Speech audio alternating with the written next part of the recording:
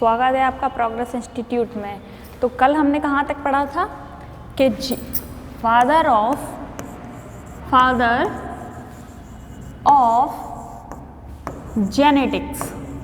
Genetics कौन बताए थे? ऑफ जेनेटिक्स कौन थे? John Mendel. कौन थे? John Mendel. सॉरी,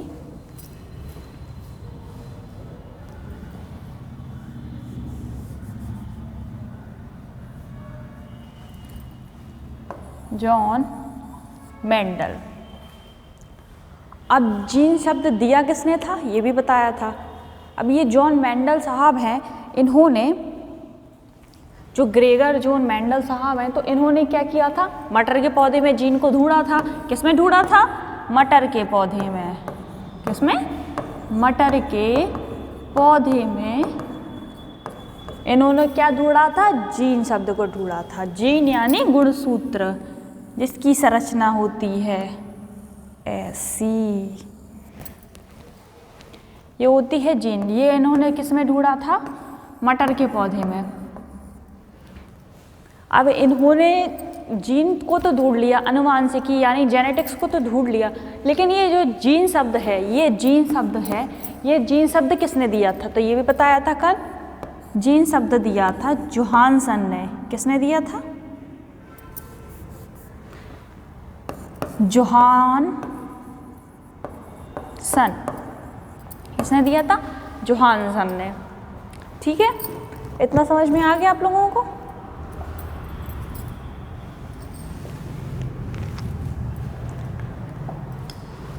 अब इतना हो गया। अब मैंने आपसे कल एक सवाल पूछा था, मटर के पौधे, मटर का जो पौधा होता है, मटर होती है, तो इसका साइंटिफिक नेम क्या है? इसका वैज्ञानिक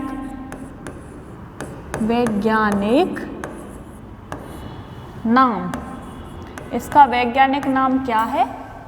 तो इसका वैज्ञानिक नाम है पायसम सटाइवम। क्या है? पायसम सटाइवम, ये इसका वैज्ञानिक नाम है।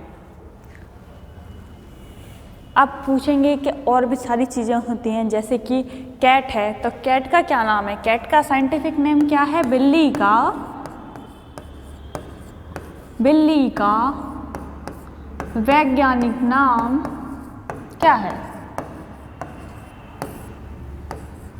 बिल्ली का वैज्ञानिक नाम क्या है? सिंपल सी बात है, बिल्ली है, दूध है उसके सामने, ये रखा है उसके सामने दूध, ये दूध है, ये बिल्ली है, ये बिल्ली है। तो ये क्या करेगी? अगर दूध पिएगी नहीं तो फैला तो जरूर देगी, अगर पिएगी नहीं तो वो फैला भी देगी। तो इसका क्या हो गया? इसका वैज्ञानिक नाम क्या हुआ?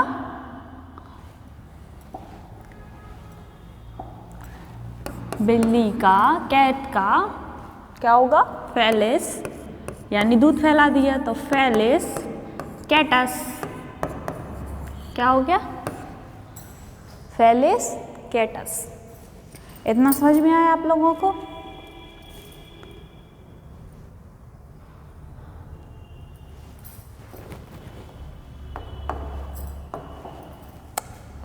ठीक है, तो अब आगे बात करते हैं। जीन शब्द किसने दिया था? जोहानसन ने, ये तो पता चल गया। अब फादर ऑफ विकासवाद, फादर ऑफ एवोल्यूशन यानी विकासवाद के पिता कौन है? फादर ऑफ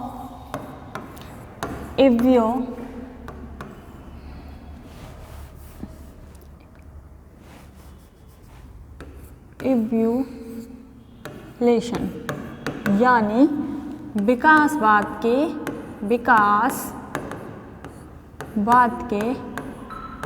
पिता, विकासवाद के पिता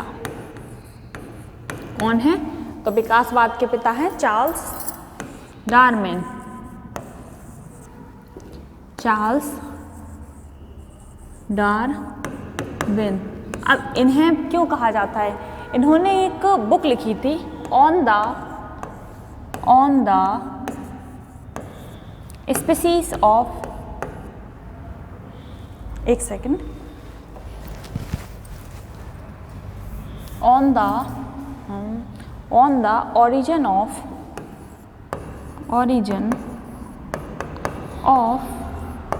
species।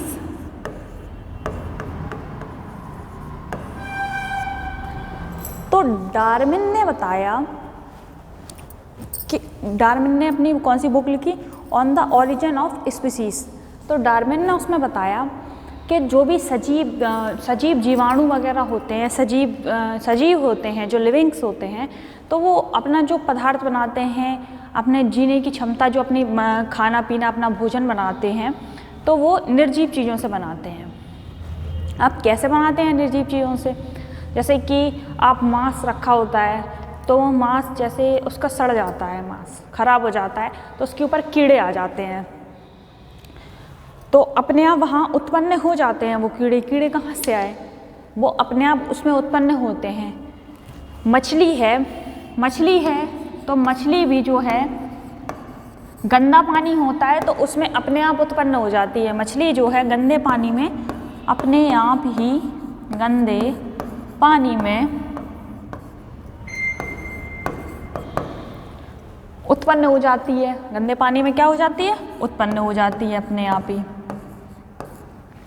कभी आप लोगों ने देखा होगा कि जैसे कहीं आप लोग चले गए या आप कहीं पे घूमने गए, ठीक है, आप कहीं पानी रख गए, तो जैसे कि कूलर है, आपके कूलर में पानी है, तो उसके अंदर देखना आप थोड़े टाइम में अगर जैसे आप उसकी सफाई ना करो तो उसके अंदर छोटे छोटे से जीव आ जाते हैं। तो वो क्या होते हैं? वो मच्छर होते हैं।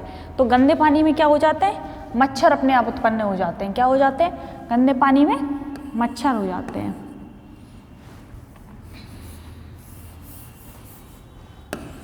मच्छर हो जाते हैं गंदे पानी में, ठीक है। तो इन्होंने क्या बताया विकासवाद के सिद्धांत में? क्या बताया कि जो भी सजीव चीज़ें होती हैं वो निर्जीव जीवों पे तत्पर होती हैं, ठीक है, मतलब निर्भर होती हैं उनके ऊपर। जैसे कि पानी है तो उसमें अपने आप तुरंत मछली हो जाएगी पैदा, उसमें गंदे पानी में मच्छर हो जाएंगे। तो ये सब चीज़ें हैं, ठीक है। इतना समझ में आया? स्क्रीनशॉट ले लीजिए। अब आगे बात करते हैं। अब बात करते हैं कि फादर ऑफ होम्योपैथी। कल बात कर ली थी कि चिकित्सा विज्ञान के पिता कौन है, मेडिकल साइंस के पिता कौन थे, बताइए। Father of medical science, medical science, ये कमेंट बॉक्स में आप लोग इसका आंसर देंगे। अब मैं बता रही हूँ आपको, फादर ऑफ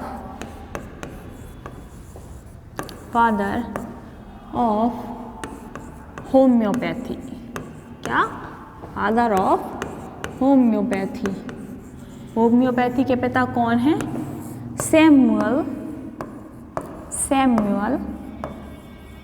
हनीमैन। कौन है? Samuel Hahnemann. इनका जो जन्म हुआ था, 10 अप्रैल को। कब हुआ था इनका जन्म? 10 अप्रैल को बॉर्न। कब हुआ था? 10 अप्रैल को। तो इसलिए वर्ल्ड होम्योपैथी डे कब मनाया जाता? इनके ही जन्म दिवस के ऊपर, यानी 10 अप्रैल को ही वर्ल्ड होम्योपैथी डे मनाया जाता है, क्योंकि इन्होंने ही होम्योपैथी दवाई का इन्वेंशन किया था, इन्होंने डिस्कवर की थी, इन्हीं ने बनाया था, ठीक है। इतना आप लोगों को समझ में आ गया, ठीक है। अब बात करते हैं कि इम्यूनोलॉजी यानी प्रतिरोधक क्षमता। जो प्रतिरोधक क्षमता है, जैसे कि अभी कोरोना तो चल ही रहा है, तो क्या बोल रहे हैं कि आप ज़्यादा से ज़्यादा चाय पीजिए, जैसे आपकी प्रतिरोधक क्षमता बढ़े, ठीक है। तो father of father of immunology,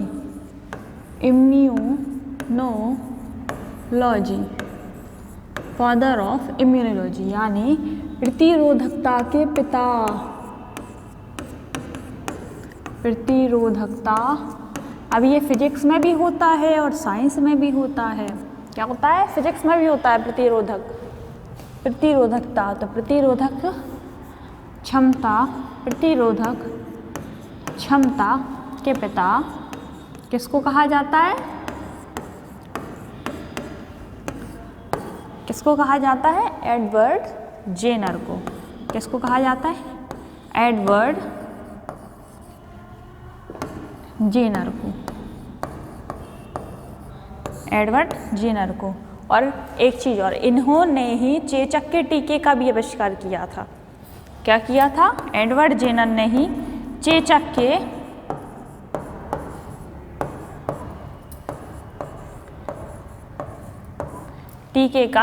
चेचक के टीके का आविष्कार किया था। इतना समझ में आ गया आप लोगों को? अब बात करते हैं बैक्टीरियोलॉजी की कि फादर ऑफ बैक्टीरियोलॉजी किसे कहते हैं।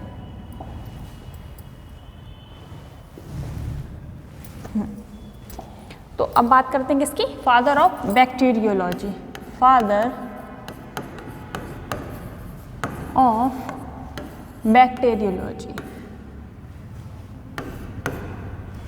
Bacteriology, father of bacteriology. तो ये किसको कहते हैं? एंटोनी ल्यूवेनहॉक को।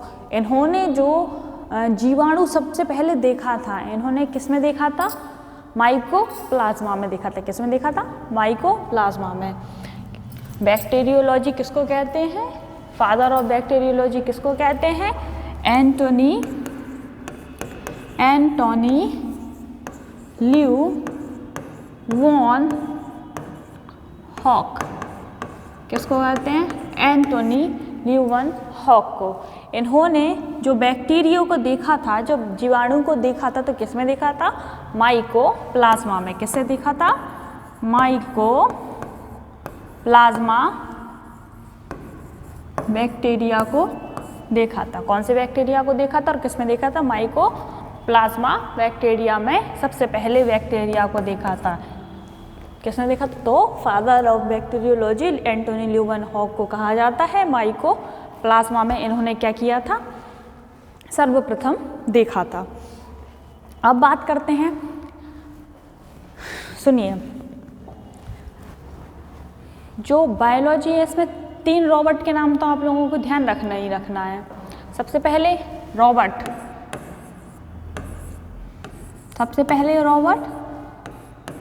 हुक। कौन है सबसे पहले? Robert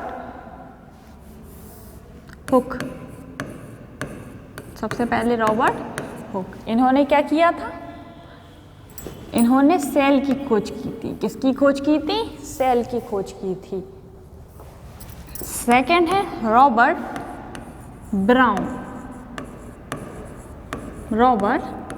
brown. इन्होंने क्या किया था? इनने न्यूक्लियस की खोज की थी। केंद्रक की, न्यूक्लियस यानी केंद्रक की खोज की थी। इतना समझ में आ गया?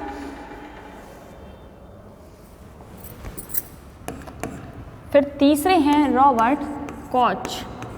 इन्होंने टीवी और कॉलेरा यानी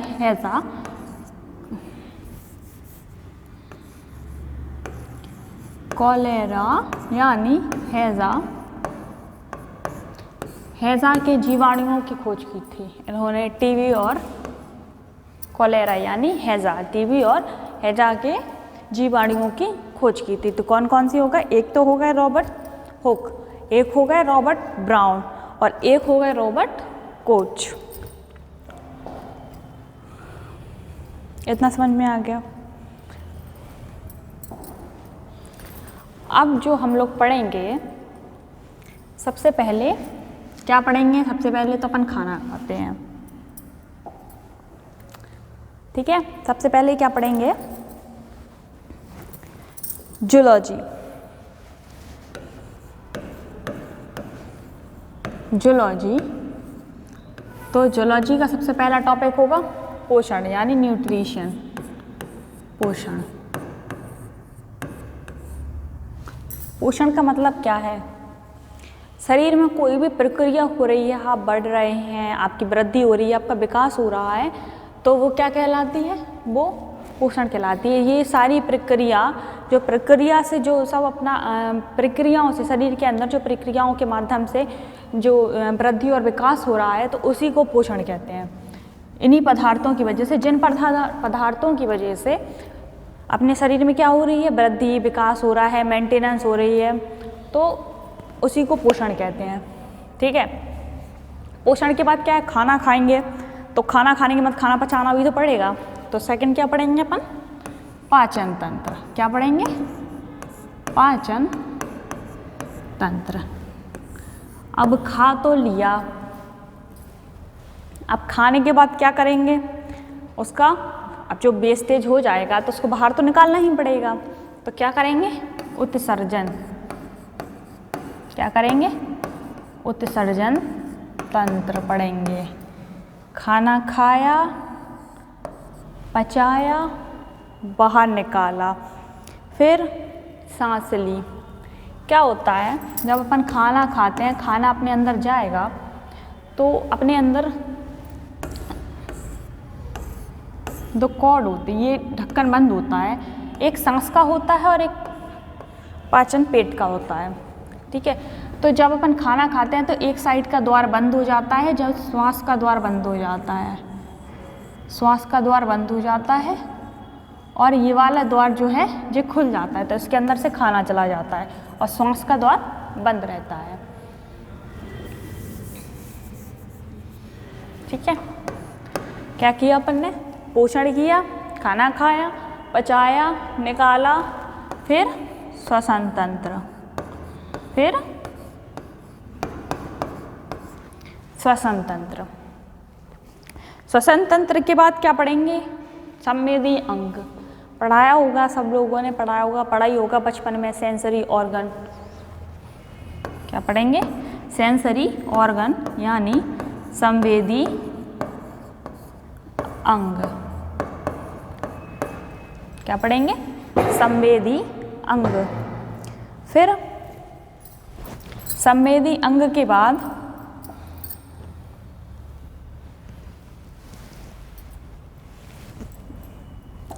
संवेदी अंग के बाद क्या पढ़ेंगे?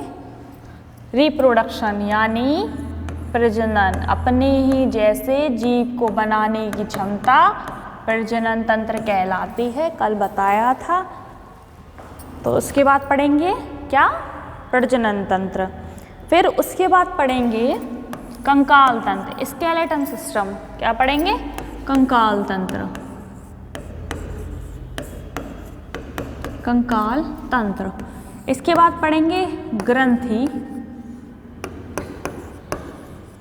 या अंतःस्रावी एंडोक्राइन सिस्टम, अंतःस्रावी तंत्र। क्या क्या पढ़ेंगे? पोषण, पाचन, उत्सर्जन, श्वसन, संवेदी अंग, प्रजनन, कंकाल तंत्र, ग्रंथि तंत्र। फिर लास्ट में क्या पढ़ेंगे? लास्ट में पढ़ेंगे परिसंचरण तंत्र, सर्कुलेटरी सिस्टम, परिसंचरण तंत्र, जिसमें अपन हार्ट के बारे में पढ़ेंगे।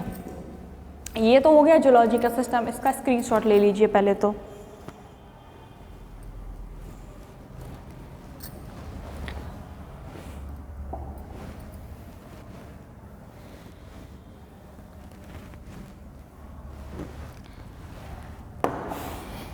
फादर, अब बताओ कि परिसंचरण तंत्र के पिता कौन हैं? फादर ऑफ सर्कुलेटरी सिस्टम के पिता कौन है? ये हमारे पूरे शरीर का सबसे बड़ा संवेदी अंग, सबसे बड़ा तंत्र है, सबसे बड़ा सिस्टम है परिसंचरण सिस्टम, यानी सर्कुलेटरी सिस्टम। तो सर्कुलेटरी सिस्टम के पिता कौन है? William Harvey. कौन है? William Harvey. हिंदी में लिख दे रहे हैं, विलियम हार्वे। ठीक है, इसका स्क्रीनशॉट ले लीजिए।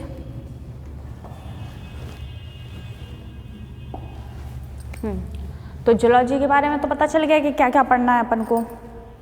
अब बात करते हैं बॉटनी के बारे में। अच्छा, एक चीज और, परिसंचरण तंत्र के बाद जो सारे सिस्टम हो जाएंगे, इसके बाद मानव रोग भी पढ़ेंगे। क्या पढ़ेंगे? मानव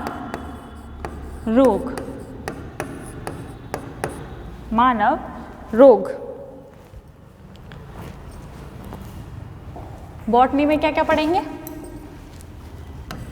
बॉटनी यानी कि पादप विज्ञान, बॉटनी। सबसे पहले पढ़ेंगे सेल, फिर पढ़ेंगे टिश्यू, क्या पढ़ेंगे? सेल पढ़ेंगे। सेल तो सब लोग जानते ही हैं, एक जंतु कोशिका होती है और एक कौन सी होती है? पादप कोशिका। और सेल के आविष्कार किसने किया था? सेल को ढूंढा किसने था? तो रॉबर्ट हुक ने। किसने? रॉबर्ट हुक साहब ने। ठीक है, फिर इसके बाद पढ़ेंगे, ये हो गया सेल, हो गया टिश्यू, हो गया। इसके बाद पढ़ेंगे सजीवों का वर्गीकरण, सजीवों का वर्गीकरण। क्या पढ़ेंगे? सजीवों का वर्गीकरण। फिर इसके बाद पढ़ेंगे जीवन की उत्पत्ति। क्या पढ़ेंगे? जीवन की उत्पत्ति, जीवन की